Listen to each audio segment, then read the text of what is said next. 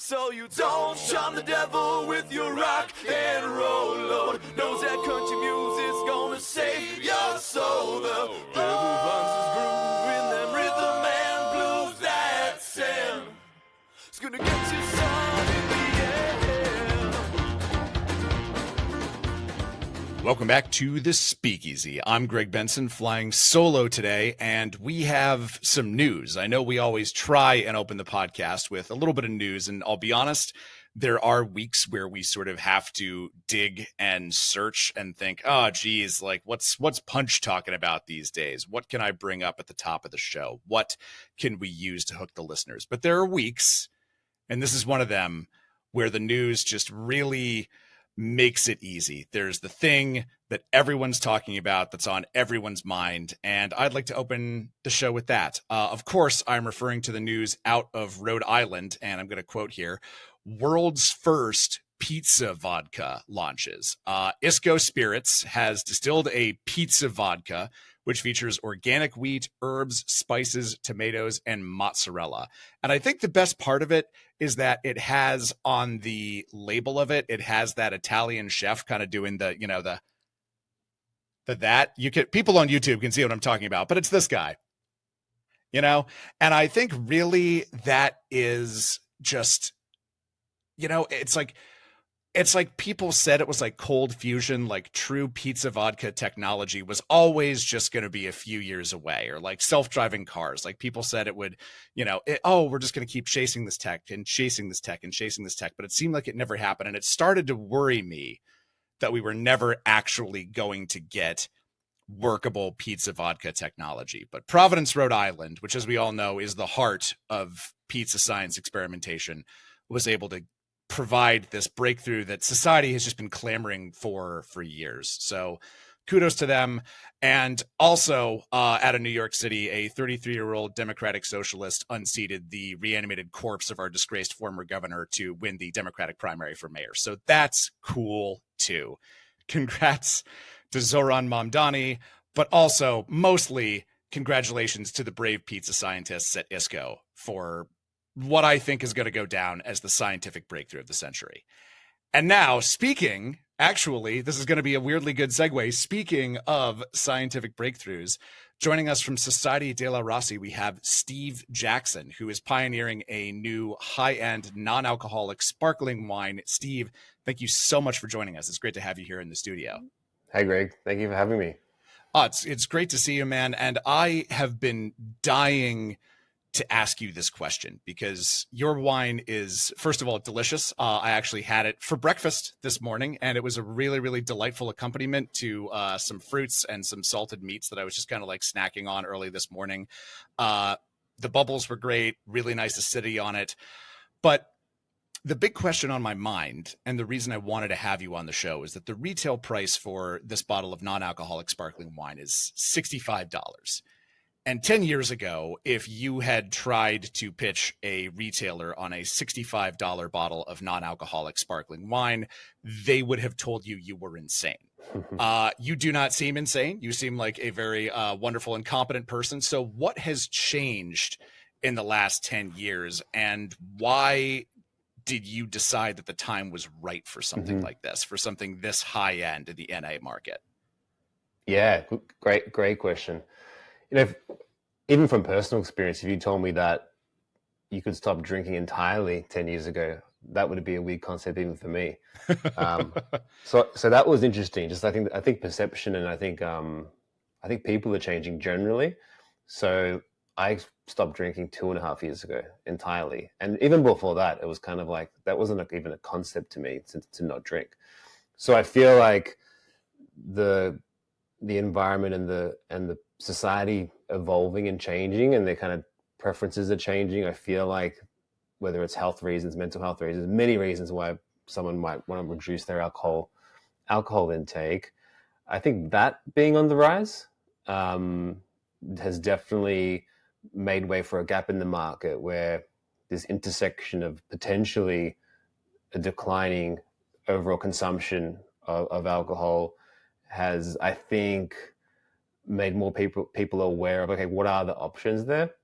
And for me personally, when I first tried non-alcoholic wine, you know, a year and a half into not drinking anything at all from an alcohol perspective, I definitely missed the experience.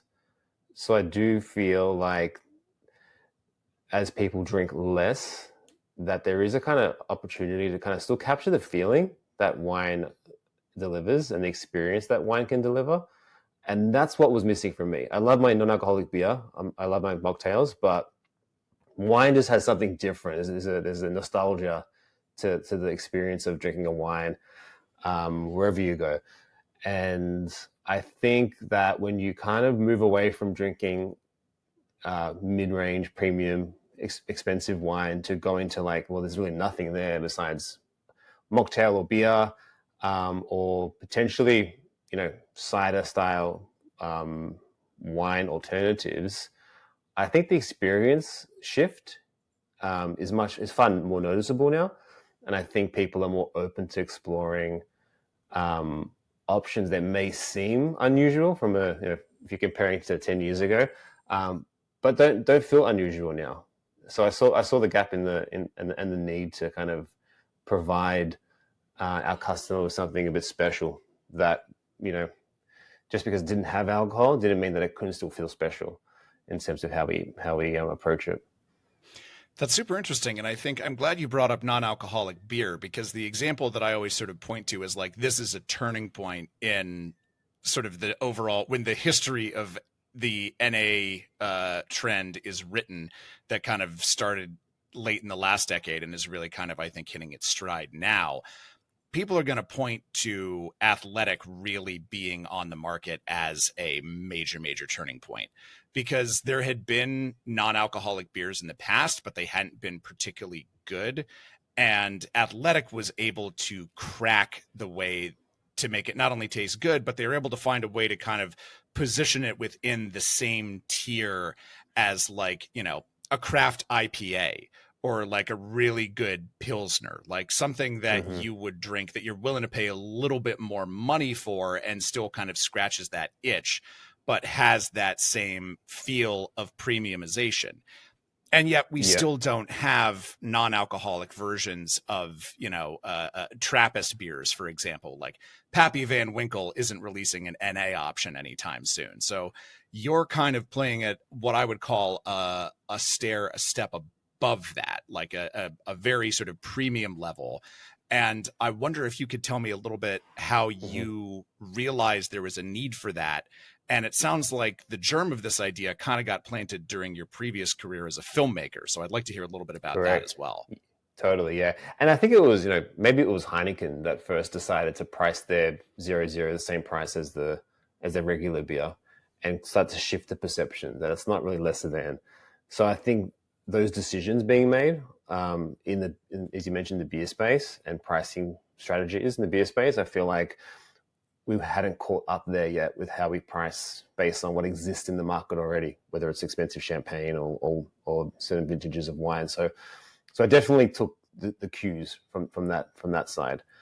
What was your question, Greg? I just lost my train of thought there. It's all good. I like to make my questions as dense and layered as possible, so my guests get lost, because I thrive on human misery, Steve. That's why I have a podcast in the first place. That's why you made this podcast today on the hottest day of the New York summer. Exactly. It's why I'm doing it in an insulated closet in my unair-conditioned apartment, because no one's misery is as delicious to me as my own. But my question was sort of, how did you know that there was a market for the level above? Because getting back to the athletic analogy, like they position themselves not as sort of a silver bullet like a Bud Light alternative, but as an alternative to say a Victory or a Founders or a Bell's, or something that people were used to expecting quality from and thus paying a little bit more money for. And yours is kind of, I would call it a step above that. Like for the beer nerds, I'd say it's kind of like it's like a Westfaletteren or some sort of Trappist thing. Or for the spirits geeks out there, it's kind of on maybe not quite a Pappy Van Winkle, but like a higher end spirit that you would be mad if someone came to your apartment and mixed it into a margarita or did it as a shot, so you're kind of playing at that level. And I wanted to know how you knew there was a market for it, especially because I understand that you got an insight into it during your previous career. Totally. Yeah. So I've been a filmmaker since a very young age, and I ventured into wedding films. So I still have a wedding film company, Moodenbach, that we kind of shoot weddings, destination weddings all over the world. So we're always around popping bottles from the morning. The bride's getting ready, popping bottles, and then the champagne tower. It's constantly a part of the entire experience of celebration. That pop. And there was always that special bottle, like the bottle the bride pops in the morning. It's always, it might not be the same bottle that the guests are being served. The one in the champagne tower might not be the same bottle as that the rest of the guests are getting. So I do feel like there's definitely tiers as well in the champagne space and the wine space, and legacy brands and Veuve Clicquot and Moet Chandon and Dom Perignon. They have their space and their demographic and their market, and I felt like I knew that was working in the alcoholic space and not seeing it yet being done in the NA space. Just made me realize why not? I feel like if we can meet the quality expectations and that kind of higher level of tier of the way we produce our wine, that we can be on par with those brands and fit the need that exists in that space, into the NA space. I like the idea that it's kind of based around, it's like I said, it's a high quality thing. I really enjoyed it, and I enjoyed that I could drink it at a time before noon and still be able to go about my day and send emails to my clients. That was really, really nice. But it sounds like this is a lot based as much around what's in the bottle as the look of the bottle, the feel of it, and sort of the experience that you're going for. So dig into a little bit more of that for me about how because when you're building this brand, you clearly didn't have to just worry about what was, inside of the actual thing. You had to worry about the whole, the look, the feel, the website, the ads, like everything I feel had to be sort of attuned to this market that you're going for. Exactly. And I think that was the first realization I had when I was noticing what was out there at the time, where it was very much about being a non-alcoholic product. So the brands that I was seeing had a big zero, color on the front, or the wording really was kind of leaning towards being NA. So it was an obvious distinction between. So for me, the first step was to create a brand and aesthetic that didn't lean into that, and it was just another awesome bottle of wine. And I think experience champagne, it definitely is just as important as what's in it. Like when you pull out that bottle of champagne for that event or that party, or for that gift you want to give someone, that's a wow moment. So that moment is what we wanted to capture and make sure that from the branding, from the design, from the glass, like every little aspect, there was no compromise in how we approached it, just because we knew that like the glass we use can be sometimes more expensive than most bottles of wine. But for me, that feel and that tactile nature of that experience was important. And coming from creative as a filmmaker and being in the agency space as well, and my co-founder as well, her background is in fashion. So Wesley, she's fashion e-commerce. So we definitely just like nice things. And I think we wanted to make sure that was, our ethos was embedded in the brand. So it wasn't necessarily, let's make it pretty for pretty sake. We genuinely like the feel of what we were trying to create with this design. And of course, liquid hand in hand, making sure that it matched what we were trying to do from a brand and marketing perspective. And as well, I feel like from a creative point of view, like for me, this is also a very creative brand and a very creative company, and our ethos is creativity. That is definitely a big part of it. So having that beautiful product as a centerpiece to be creative around it is something that just aligns with us. So when we're creating our next campaign, we're thinking about where we're flying to next and how we're going to kind of make this special. And it's definitely a big part of it is that experience, for sure. Well, I'd love to hear you describe a little bit more about how you crafted that experience, because I'll be honest, you got me a few times. Like, I put it in my fridge to chill it, and more than once I opened my fridge and saw the bottle and had a thought of just like, oh, fuck yeah, when did I buy champagne? I forgot this was in here. And then I was kind of like, oh, right, it's that. Like, you know, it does on a very visceral level hit that, ooh boy, cortex of the brain, you know? And I'd love to hear a little bit more about how you developed that look and that feel. And were there any moments that you discovered as you were sort of perfecting the look of this thing where you were like, aha, yes, we've hit it now. This is the lane that we were always meant to travel in. Definitely. Yeah, it's funny you say that. Often we'll gift a bottle and, you know, months later say, hey, did you like it? And they're like, oh, we haven't opened it because we're waiting for something special. We're waiting for a special moment. So if I didn't have to do this interview, I probably would have waited too. But I was like, well, you know, Captain Crunch is as good an occasion as any to celebrate, right? Perfect. Yeah, I mean, it was a journey. I think the vision was very clear of the look and feel that we wanted, and how we got there was a beautiful collaboration. So Blur Agency was our agency. I actually knew Jess, who runs the company. I knew her from many years ago, and happened to cross paths one day as I was having a taste test for our first samples, and I was like, why don't you come in and try it? And then realized, she's created this amazing agency, and I brought her in to kind of start crafting this. So I think that kind of alignment was great to begin with, and then just really relentless kind of pursuit to get this right and get the look and feel right. And we definitely had many iterations of where the brand was going and feeling into that. And I think landing on where we landed on was it's definitely elevated, but it's also bold. I think the boldness is something that we wanted to kind of portray. I think a lot of brands can lean into kind of a bit more florally and a bit more kind of a bit more delicate, which is beautiful. But I think from our personalities as well, we wanted something that was bold and a bit brave, and that's kind of where we landed on with the final packaging design. I mean, it's bold, it's eye-catching, and I like that it isn't like, it doesn't have a big like 0 on the front of it. Like it's not hiding the fact that it's non-alcoholic, but that's not the headline news of it, which I think is smart.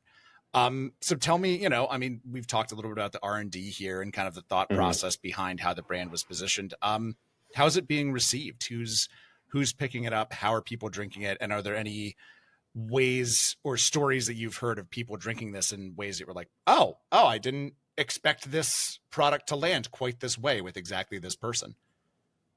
Yeah. We only launched in October last year, so it's kind of, probably 9 months in. Still a little bit in the wait and see phase. Exactly. Yeah. So still discovering and still kind of, learning and testing and learning, as they say, and sort of where we're kind of fitting in the space. We were brought on by Saga. So Tyler, who runs the program there, brought us on, probably a month ago now. And yesterday we caught up and got an idea of where it was sitting in the space and how they're serving it. And, they're using it as their sort of first glass in their tasting menu. This is the entry point. They're pairing it with sort of fish and kind of hors d'oeuvres, and it's really the kind of opener of a night. So we're really kind of finding this, this champagne style that we've kind of gone for. It definitely opens up the night. We've had many parties where. And sorry, just to jump in and clarify here, this is the first pour of a tasting that is not as a whole non-alcoholic, right?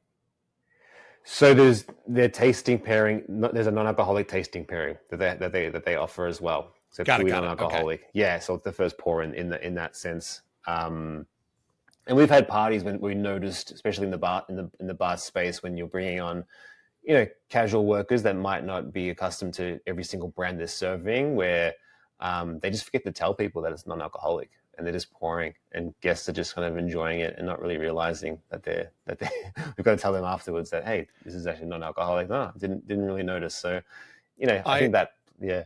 I always love like when you have a non-alcoholic component mixed into a night that is not explicitly non-alcoholic. Mm-hmm. Like, shout out to Rob and Ingrid over at Drinking with Robots. Love you guys.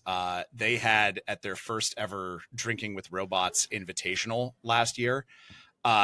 Steve, and for our listeners that aren't familiar, Drinking with Robots is a podcast where they give a human bartender and ChatGPT the same cocktail prompt and see what drink people come up with. And they had one that I think it was a Nikki Sixx tribute, or like a Motley Crue tribute or something was the prompt. And it was not, every other cocktail that was contributed was alcoholic, but someone did a mocktail called Just 18, which I thought was really funny, like really kind of nailed the theme of it and was very clever and creative. So are you seeing that happen with the brand? Are you seeing that happen where it's often in spaces where it's not just an NA focused thing, or it's not just a totally zero proof event? Definitely, yeah. I think an opportunity that we're noticing is there's a lot of events where they can't get a license. So whether it's a fashion runway show or a opening at an art gallery, or there's something that they require a license, it's definitely fitting in really well. So we're noticing that it's a great addition to events like that. And we're quite enjoying those alignments in the art, design, music, and creative spaces as well. But there's definitely a huge opportunity in what we can do, even from a D2C perspective and delivery perspective. Being non-alcoholic, there's a lot more breadth that we have.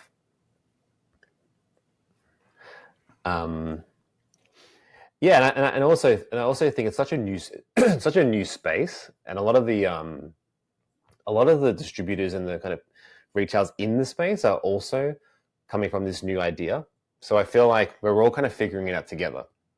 It's not so much the kind of, I guess, previous sort of distributors kind of coming up with these ideas. We're kind of like working together to sort of figure out where this is fitting and how this market is going to grow. I kind of love that. And I love that this is kind of, the spirit is almost kind of reminiscent of, when cocktails were first coming up, like, 10, 15, 20 years ago. Because it did feel like there was just so much untapped possibility to explore. And now, even here in New York, where we both are, there are multiple different non-alcoholic liquor stores, which is just sort of again, 10, 15 years ago, if you had said the phrase non-alcoholic liquor store to someone, you would have gotten laughed at. And now these are busy places. I have a really good friend, shout out to Claire and the good people at Joni, who have a non-alcoholic Verjus based RTD. They do activations there all the time, and these places are popping. It really seems like there was a hunger for it, and a lot of brands have tapped into it. Has that kind of been what you're seeing as you're exploring this space? Yeah, definitely. I think the retail side of it, and especially the online side of it, there's definitely there's new businesses opening up every day that are very focused and sort of specializing in the NA space, whether it be niche distributors that are only serving NA to their kind of hospitality, hotels, restaurants. And yeah, I think it's kind of becoming more apparent, especially in the health and wellness space, where there's so many products already available that are kind of adaptogens or electrolytes and things that are you kind of have throughout that day. And there was a kind of story we heard recently where there was a big event happening, and most of the people were health and wellness, and they went for the toast at the end of the night after the speech, and they realized there was nothing to toast with because no one was really drinking, and they kind of had to like hurry up and make a few mocktail options to put in the champagne glass. But I think slowly people are kind of starting to kind of realize there's that there's sort of moments that I think wine or alcohol have had that I think also need to kind of be considered when thinking about these new experiences.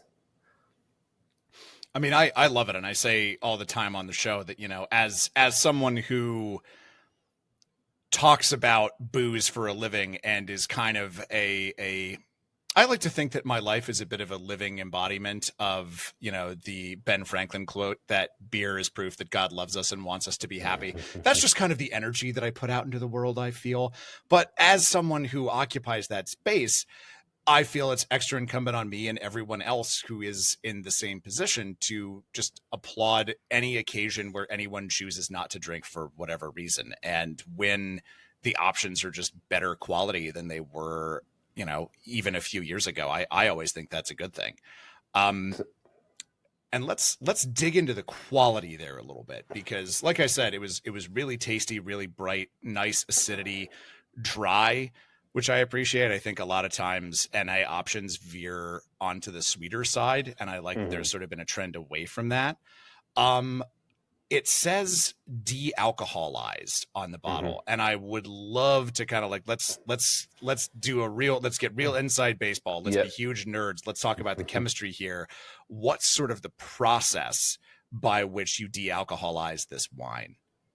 Totally, yeah. I mean, dealcoholized wine is a specific designation, is its own designation, and there's certain rules that you have to kind of adhere to as well to keep that.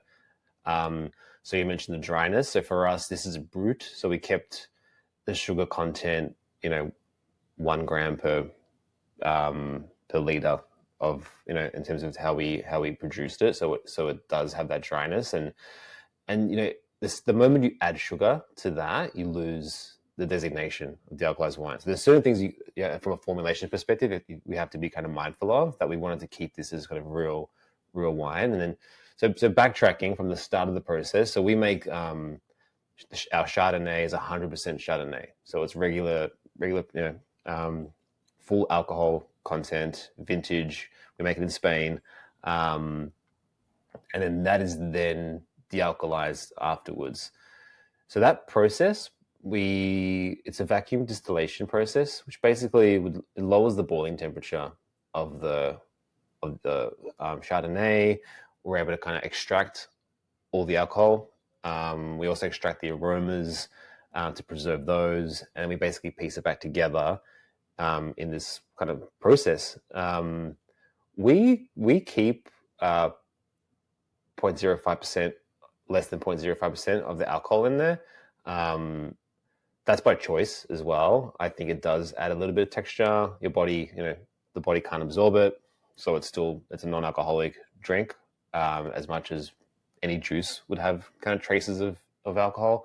And again, we added the grape must, which is what defines that 1 gram of sugar. It's not actual sugar; it's the actual grape, that creates that sugar profile.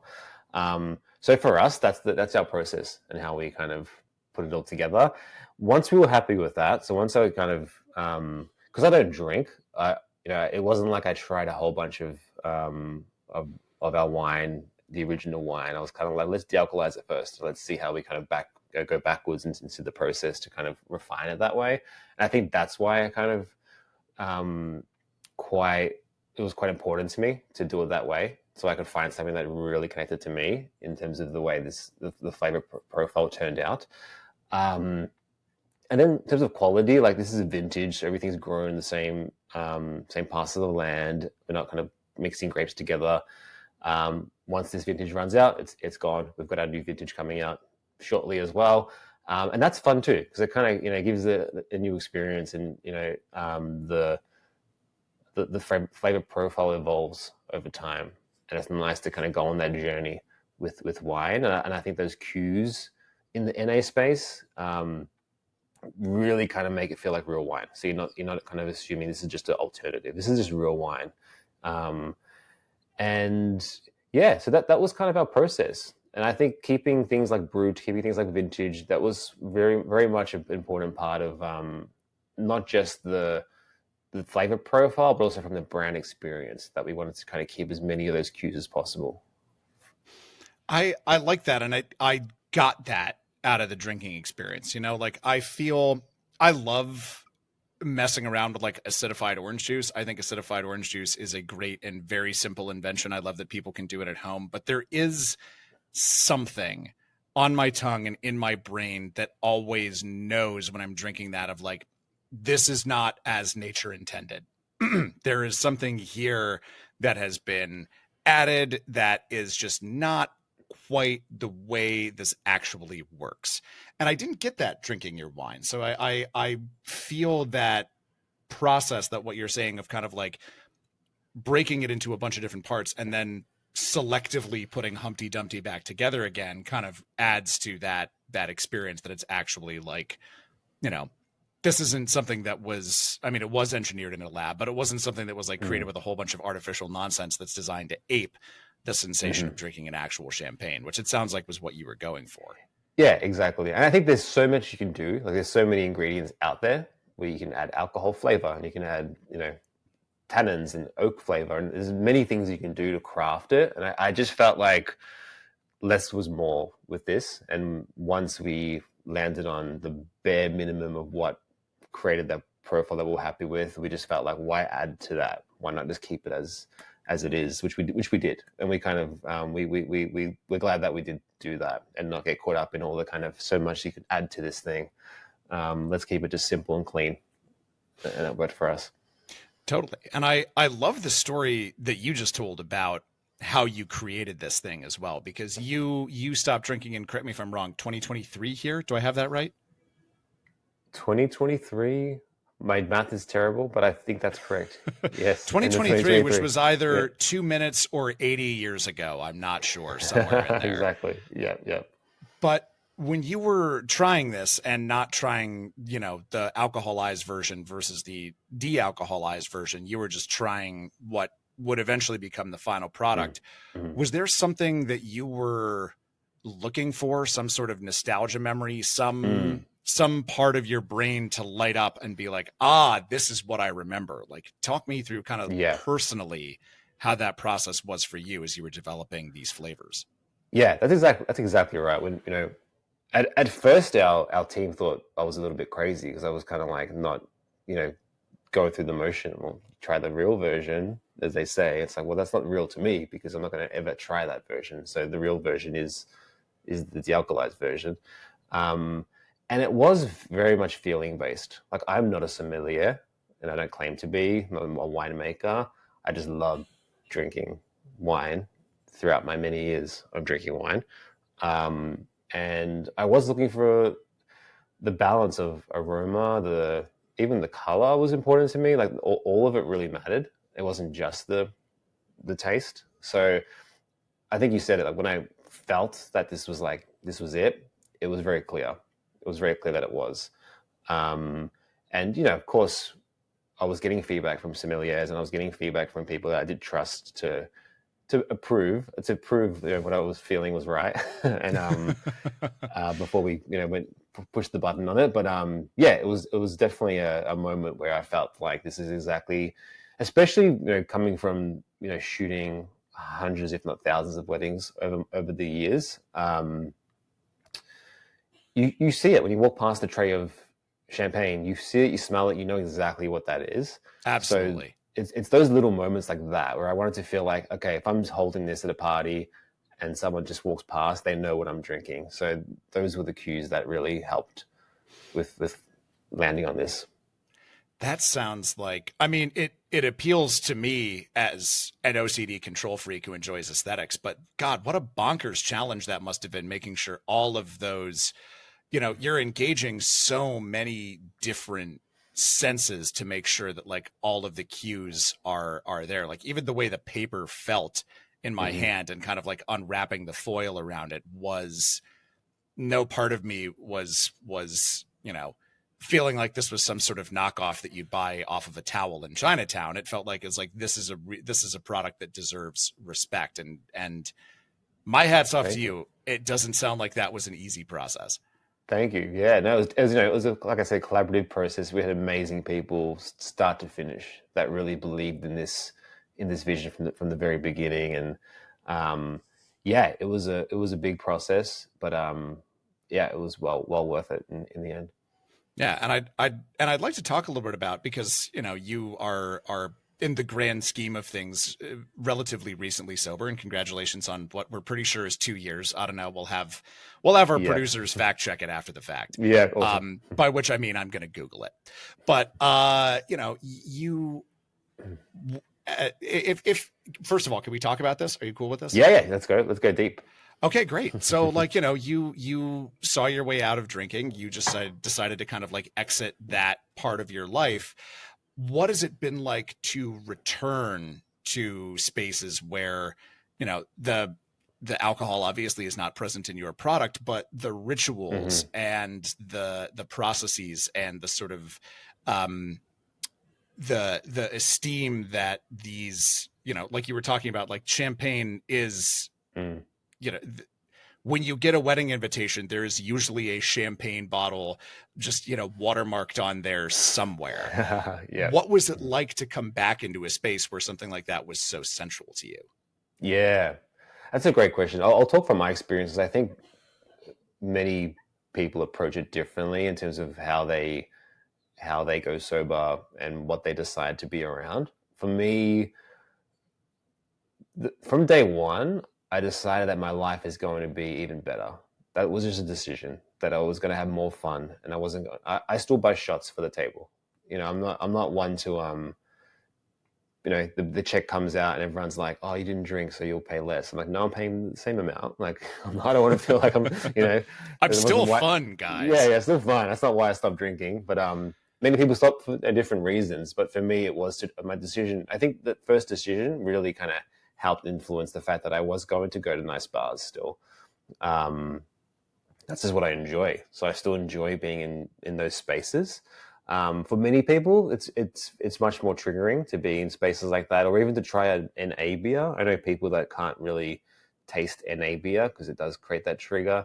So yeah, it was the personal decision to kind of really commit to enjoying the spaces, and I think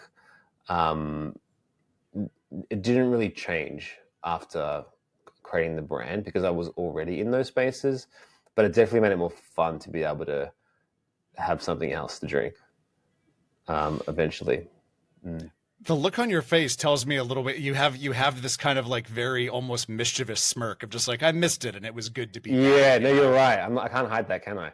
If you knew me before, it's okay. I'm just a really skilled interviewer. Don't worry. You have an excellent poker face. Yeah. No, I mean, look, I grew up in Australia, so I was born in Australia, and drinking culture is pretty big. Like, you know, there's not many moments where you're not having a beer, and it's not just one beer. You're having many beers from a very young age. So it was definitely a big part of my life, and it was an interesting moment when I stopped, because like I was saying earlier, the concept of stopping wasn't even really an idea. Like the education wasn't kind of like, oh, you can actually quit drinking and not ever have a drink again, and that just was really foreign to me. And then once I started to sort of educate myself, through podcasts and things, that was an avenue to take, and I realized that avenue to take, you know, a lot of the time in these programs, you kind of are taught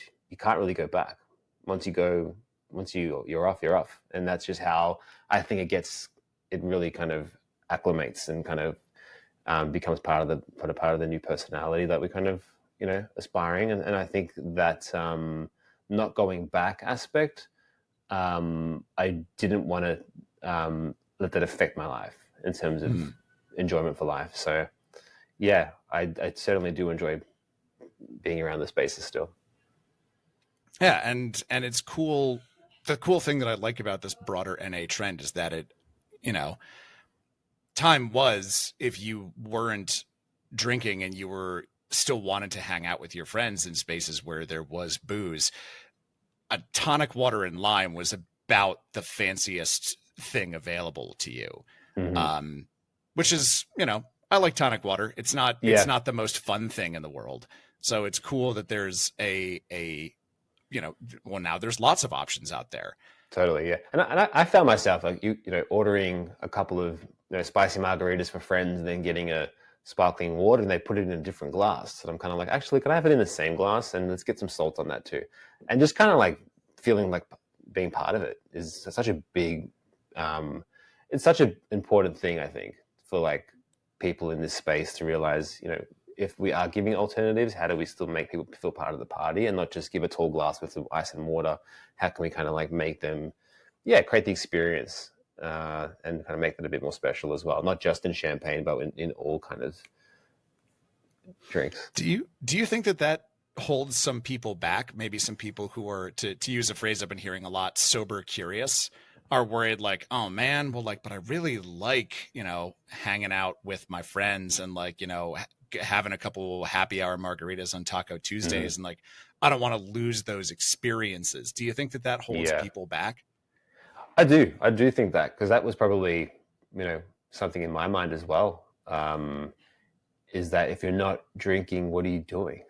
Like, you know, what are you going to do? You still want to go to a bar, but when you go to a bar, you know, the thing you do is to drink. So I think like there's definitely a preconceived notion that if you're not drinking, then you're not having fun for some reason. That's just been embedded in us. But you can have fun, and you can have just as much fun, if not more.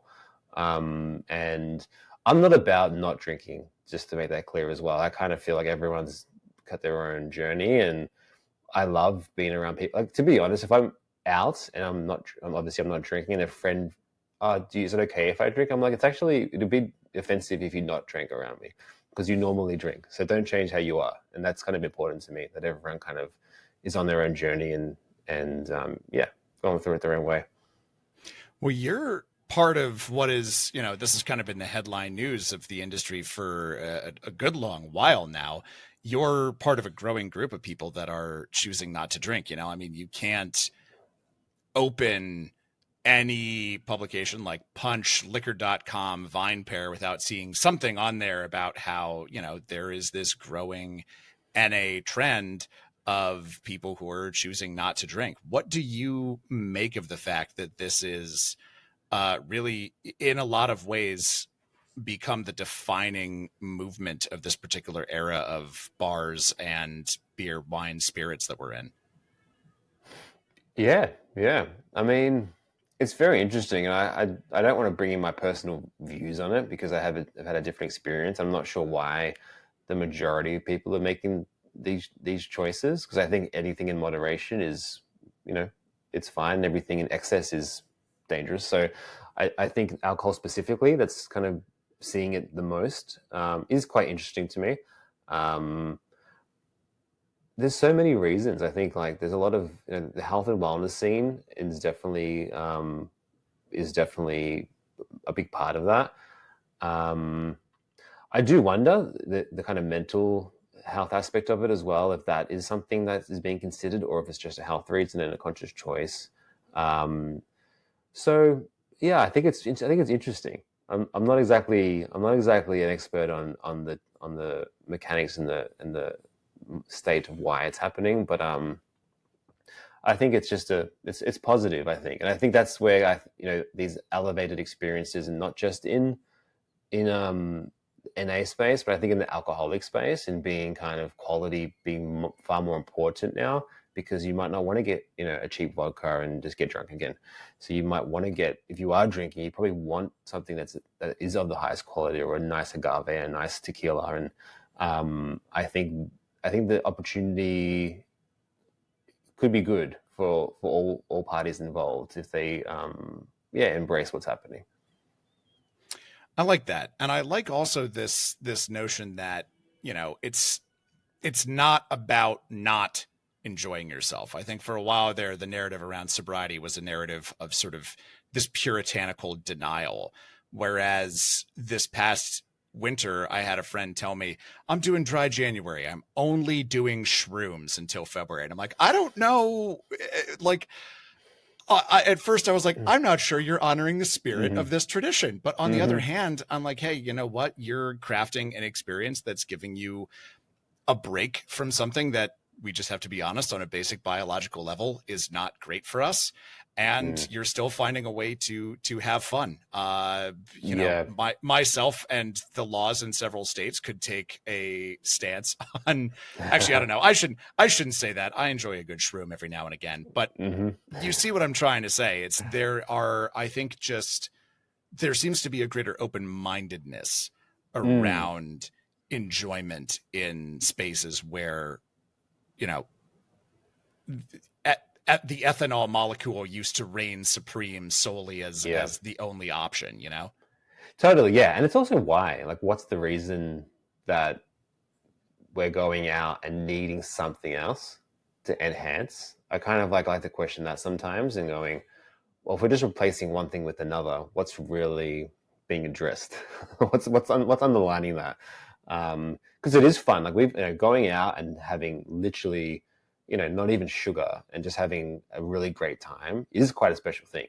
If you're around special people in great environments, and I do find it interesting to some people that are going sober to just I kind of see a certain look when someone might, be in excess of drinking alcohol and they kind of have a break from that. And I see that look happen again, but they're taking something else. And I'm kind of a bit like, okay, maybe there's something that hasn't been addressed as opposed to we're having fun. It's like, well, there's other ways to have fun. But I do feel like exploration around other adaptogenic, hallucinogenic things, I think it's not a bad thing at all. But yeah, I'm always a bit skeptical when there's an underlying issue about why they were drinking in the first place and addressing that. Yeah, totally. And I think it's also, I don't know, it's kind of coming back to your core thesis, right? Is it's finding what's standing in the way of you just having fun, you know? Mm-hmm. Yep. What is needed to sort of enhance that experience. I guess go to therapy is what we're saying. This podcast. Basically saying that, yeah. Well, Steve, this has been awesome. Thank you so much for chatting with us and for talking us through what I think is a really cool and innovative brand. And I'm excited to come back to I've still got maybe a couple glasses left in there. I'm excited to come back for the special occasion that is me seeing 28 years later on tonight. So there we go. Awesome. Or the next breakfast. Yeah, exactly. Or just breakfast tomorrow, Yeah. Maybe that's what we're trying to say. Life is a special occasion and also go to therapy. Yeah, exactly. Awesome. Well, if people wanted to follow along with your exploits, where's the best place online for them to keep up with what you're doing? Yeah, jump on. Yeah.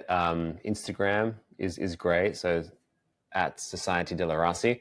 And yeah, follow the journey. Amazing.